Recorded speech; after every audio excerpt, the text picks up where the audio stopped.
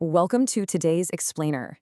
We're jumping right into some incredibly profound insights from leading trauma experts, folks like Dr. Gabor Maté and Dr. Bessel van der Kolk. Have you ever heard of the hungry ghost? It's this fascinating concept from Eastern philosophy. Picture a creature with a massive, empty belly, but a tiny, pinhole-sized mouth. It's destined to be constantly starving, but literally unable to ever feel full. It's such a striking metaphor for addiction, right? If you've ever wanted to truly understand the actual roots of compulsive behaviors, well, let's explore this together. Let's kick things off by completely flipping the script on how we think about this. What if addiction isn't the enemy at all, but actually a message? We're so conditioned to look at the destructive behavior, the broken promises, the relapses, and we just immediately want to fight it. But instead of asking, why can't they just stop? What if we asked, what is the pain that made stopping so incredibly difficult in the first place? Dr. Gabor Maté frames our core premise perfectly here. He points out that a person does not become addicted because they love destruction. They become addicted because something inside them is unbearable, and the addiction offers temporary mercy. Temporary mercy. Think about that. This means we absolutely have to view addiction through a lens of compassion, not as a free pass or an excuse, but as a recognized, desperate attempt to find relief from profound suffering. So, moving right into our first section, pain beneath the craving. We really need to redefine what it is we're looking at. At its core, addiction is just an attempt to solve a human problem. Whether that problem is fear, emptiness, profound shame, or abandonment, the addiction acts as a coping mechanism. Sure, it provides temporary relief, but it never offers true healing. It's basically a faulty solution to a very, very real problem.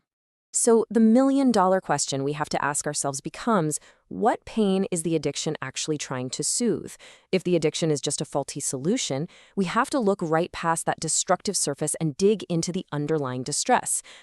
What is so agonizing that a person would literally risk their health, their family, or their livelihood just to escape it?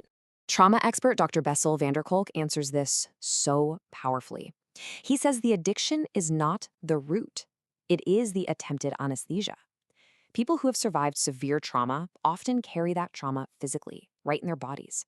They use these compulsions to escape physical sensations, memories, and emotional states that just feel absolutely intolerable.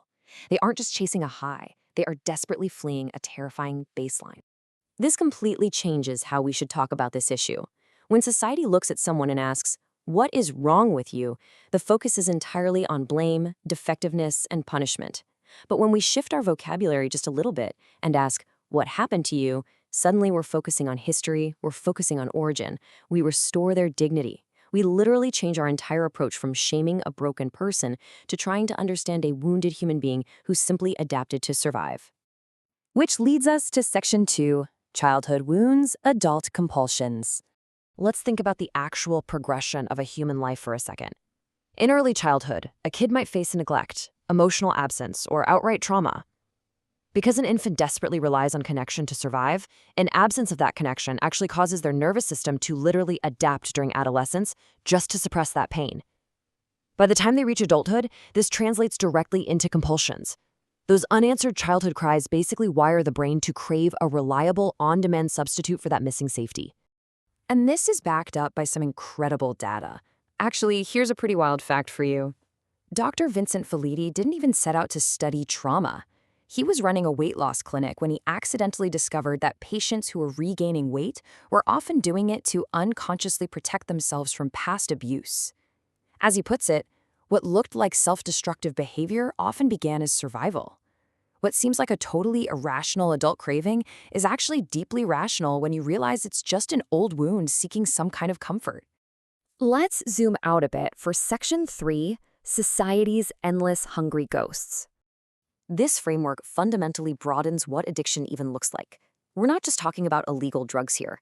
Consider all our socially approved addictions: workaholism, endless screen time, the constant need for approval, or the need for absolute control. Listen, your nervous system does not care if society claps for your behavior or arrests you for it. If you are using a compulsion to numb distress, you are caught in that hungry ghost phenomenon. And let's be real, it affects millions of incredibly successful people every single day. Psychologist Bruce Alexander really hits the nail on the head regarding why this happens on such a massive scale. He says, "Comfort is not the same as belonging. Choice is not the same as meaning. We live in these highly stimulated consumer societies that actually manufacture our hunger. They completely dislocate us from real community and deep purpose, and then turn around and sell us temporary completion. We have more entertainment and choices than ever before in human history, but way less true belonging. Another trauma expert, Peter Levine, notes that the absolute deepest loneliness is being alone with a body that feels unsafe.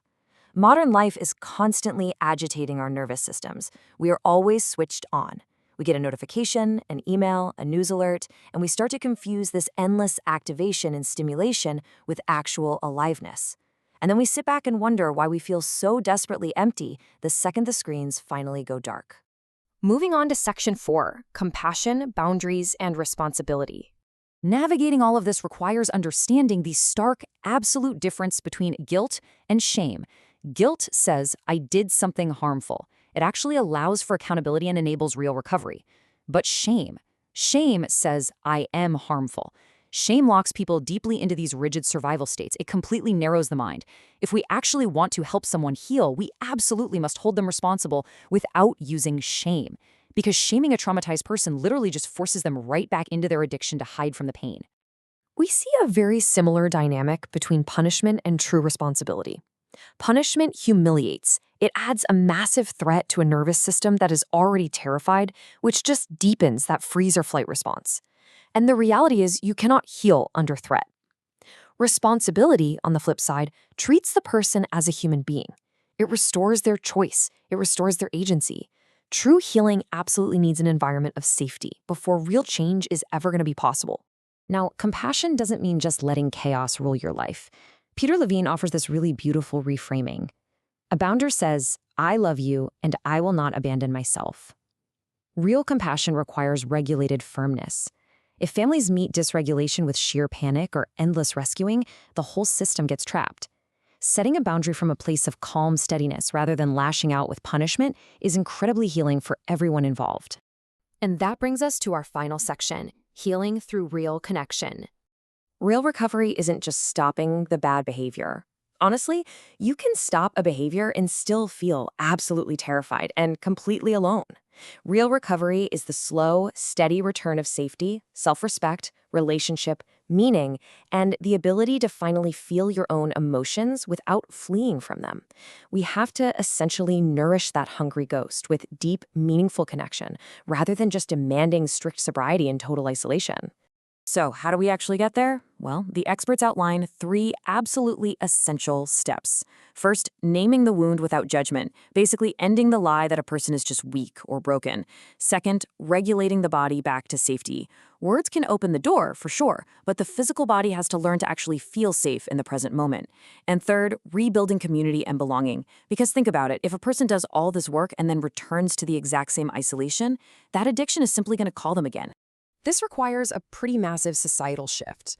Ultimately, we heal by creating conditions where people no longer have to survive alone. This isn't just about going to individual therapy for an hour a week. This is about building trauma-informed schools, trauma-informed clinics, and truly connected communities.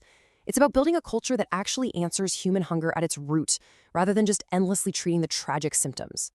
Which leaves us with a final, pretty provocative question for you to take away from this explainer today. What can we build so fewer people have to carry this kind of pain alone? I really want you to think about your own family, your workplace, your community. How can you foster the kind of genuine belonging that heals the hungry ghost before it ever has a chance to take root? Thank you so much for joining me on this deep dive. I'll see you in the next explainer.